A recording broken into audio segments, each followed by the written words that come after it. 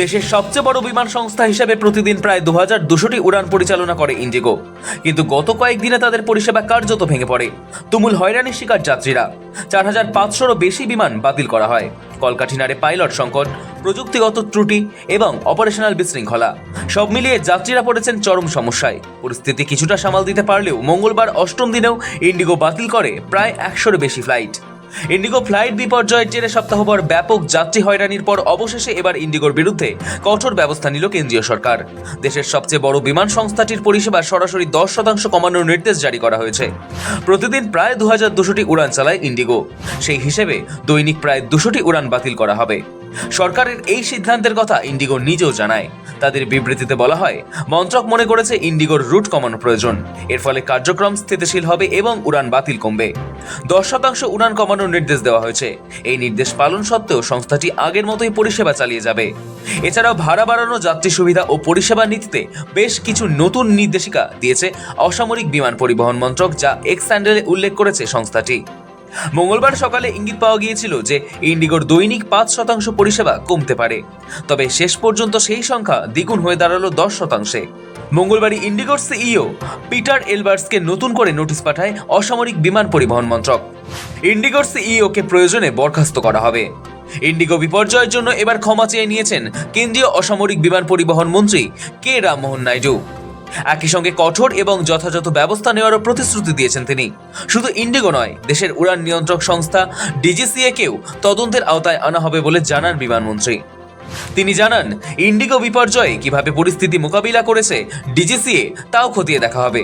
পাশাপাশি এও স্পষ্ট করেন, প্রয়োজনে ইন্ডিগোর সিইও পিটার এলবার্সকে বরখাস্ত করা হতে পারে। ইন্ডিগো বিপর্যয়ের পর প্রশ্নের মুখে পড়েছে কেন্দ্রের ভূমিকাও। অনেকেরই প্রশ্ন, কেন্দ্র কি আন্দাজ করতে পারেনি? এই বিপর্যয়ের শুরু থেকেই কেন পদক্ষেপ করা হলো না? এসব প্রশ্ন যখন উঠছে, ঠিক সেই সময় এই বিপর্যয় নিয়ে মুখ খোলেন প্রধানমন্ত্রী নরেন্দ্র মোদী। মঙ্গলবার কেন্দ্রীয় মন্ত্রী কিরেন রিজিজু বলেন, প্রধানমন্ত্রী বলেছেন, সরকারি নিয়মকানুন নাগরিকদের অসুবিধায় ফেলতে পারে না। ভারতের নাগরিক হওয়ার কারণে কাউকে যে কোনো সরকারি নিয়মের শিকার হতে হবে, এমনটা হওয়া উচিত নয়। নিয়ম ভালো, কিন্তু তার উদ্দেশ্য সিস্টেমকে উন্নত করা, সাধারণ মানুষকে হয়রান করা নয়। रूल्स एंड रेगुलेशन, कानून नियम अच्छा है, लेकिन सिस्टम को ठीक करने के लिए, जनता को परेशान करने के लिए नहीं। प्रधानमंत्री मोदी जी ने बहुत साफ शब्दों में कहा है कि कोई भी ऐसा कानून, कोई भी ऐसा नियम नहीं होना चाहिए जो बिना मतलब आम नागरिकों को परेशान करे। ऐसा नहीं होना चाहिए। कानून लोगों के लिए बोझ नहीं, लोगों का सुविधा के लिए होना चाहिए। প্রশ্ন উঠছে, এই বার্তার মধ্যে দিয়ে কি নিজের প্রশাসনেরই সমালোচনা করলেন প্রধানমন্ত্রী? তাৎপর্যপূর্ণ বিষয় হলো, এখন যাবতীয় নিয়ম কানুন বানানোর দায়িত্ব মোদীর প্রশাসনের ওপর, ফলে দায়ও তার সরকারেরই। আদতে মোদী প্রকান্তরে বুঝিয়ে দিলেন, আইন কানুনে কোনো ভুল নেই, ভুল সেই সব আইন কানুনের প্রয়োগে হয়েছে। ঘটনাচক্রে বর্তমানে কেন্দ্রীয় অসামরিক বিমান পরিবহন মন্ত্রকের দায়িত্বে যিনি, সেই রামমোহন নাইডু এনডিএর শরিক দল টিডিপির সাংসদ। ইতিমধ্যেই দেশবাসী, বিশেষত ভোগান্তির শিকার হওয়া যাত্রীদের কাছে ক্ষমা চেয়ে নেন কেন্দ্রীয় অসামরিক বিমান পরিবহন মন্ত্রী। দুর্ভোগে পড়া যাত্রীদের ক্ষতিপূরণ দেওয়ার ব্যাপারেও ভাবনা চিন্তা চলছে বলে জানান তিনি। মঙ্গলবারই ইন্ডিগোর বিরুদ্ধে শাস্তিমূলক পদক্ষেপ করে ডিজিসিএ।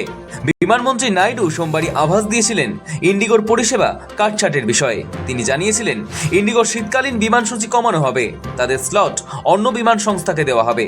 তারপরেই মঙ্গলবার ডিজিসিএ ইন্ডিগোর 5% পরিষেবা কমিয়ে দেওয়ার নির্দেশ দেয়। পরে আরও 5% কমানোর কথাও জানায় তারা। বুধবারের মধ্যে ইন্ডিগোকে নতুন সূচি প্রকাশের নির্দেশও দিয়েছে ডিজিসিএ। যাত্রীদের টিকিটের ভাড়ার টাকা দেওয়ার কেন্দ্রের নির্দেশের কথা জানান নাইডু। ব্যুরো রিপোর্ট, সময়, কলকাতা।